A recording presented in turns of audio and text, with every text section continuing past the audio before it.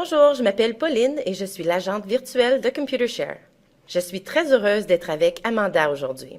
Amanda est directrice de produits pour les assemblées de porteurs de titres et les procurations chez Computershare. Dans cette vidéo, je parlerai avec Amanda d'un nouveau concept qui a trait à la disponibilité en ligne des documents relatifs aux assemblées pour les porteurs de titres. Il s'agit des procédures de notification et d'accès qui sont utilisées aux États-Unis depuis environ 5 ans et qui commenceront à s'appliquer au Canada en 2013. Merci d'avoir accepté de prendre part à cette vidéo, Amanda. Ça me fait plaisir.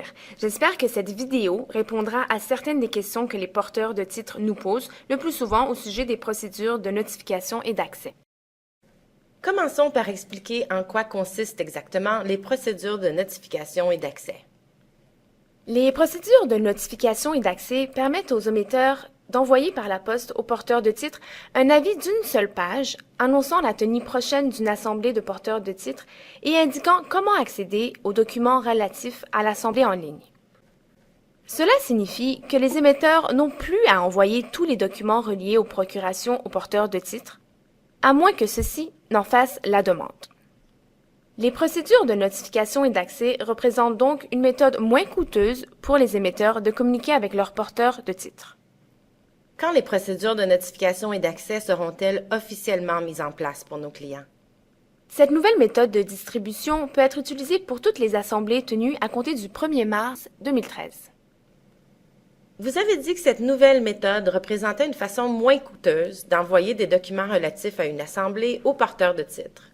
Pourriez-vous nous expliquer comment? Oui, bien sûr. Le fait de rendre les documents relatifs à l'assemblée disponibles en ligne signifie qu'il n'est pas nécessaire d'imprimer ces volumineux documents et de les envoyer par la poste aux porteurs de titres de l'émetteur. N'oubliez pas que certains émetteurs ont des millions de porteurs de titres. L'élimination de la nécessité d'imprimer ces documents a une incidence directe sur les coûts d'impression et d'affranchissement d'un émetteur. Sans parler des coûts environnementaux de tout ce papier. Les procédures de notification et d'accès représentent aussi une initiative écologique pour de nombreux émetteurs. Qu'est-ce que cela signifie pour les porteurs de titres? Pourront-ils continuer à voter comme avant?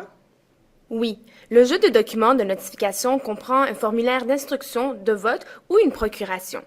Les porteurs de titres peuvent remplir le formulaire et le retourner, exactement comme ils le faisaient avant la mise en place des procédures de notification et d'accès. Si l'émetteur offre la possibilité de voter sur Internet ou par téléphone, ces méthodes de vote seront aussi disponibles.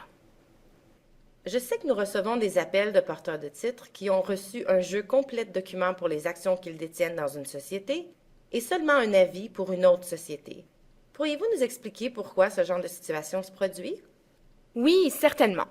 Il y a plusieurs raisons qui expliquent pourquoi certains porteurs de titres reçoivent tous les documents pour certains de leurs titres et l'avis pour d'autres.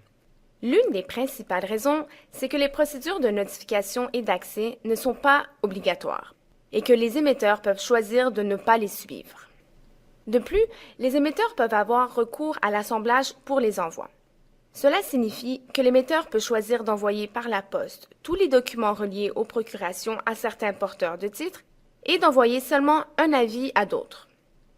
L'avis et la circulaire de sollicitation de procuration expliqueront les paramètres d'assemblage que l'émetteur a choisis, le cas échéant. Si un émetteur suit les procédures de notification et d'accès, il n'est pas tenu d'envoyer par la poste une circulaire de sollicitation de procuration à tous les porteurs de titres. Les porteurs peuvent-ils demander que leur compte soit codé de façon à ce qu'ils en reçoivent toujours un exemplaire, peu importe ce que fait l'émetteur? Oui, vous pouvez fournir à votre courtier des instructions permanentes indiquant que vous voulez toujours recevoir la circulaire de sollicitation de procuration. Votre courtier codera votre compte pour qu'un exemplaire vous soit toujours envoyé. Lorsqu'un porteur de titre reçoit un avis, peut-il recevoir les documents relatifs à l'assemblée par la poste ou peut-il seulement consulter les documents en ligne? L'avis contient des renseignements sur la façon dont les porteurs de titres peuvent obtenir sans frais un exemplaire des documents relatifs à l'assemblée. Si les porteurs de titres ont des questions au sujet des procédures de notification et d'accès, à qui doivent-ils s'adresser? Ils peuvent communiquer avec Computershare au 1-866-964-0492. Merci d'être ici aujourd'hui, Amanda. Ce fut un plaisir, Pauline. Si vous avez des questions au sujet des assemblées annuelles d'actionnaires ou du formulaire de procuration que vous avez reçu, adressez-vous à moi. Vous n'avez qu'à aller dans le Centre des investisseurs à www.centredesinvestisseurs.com.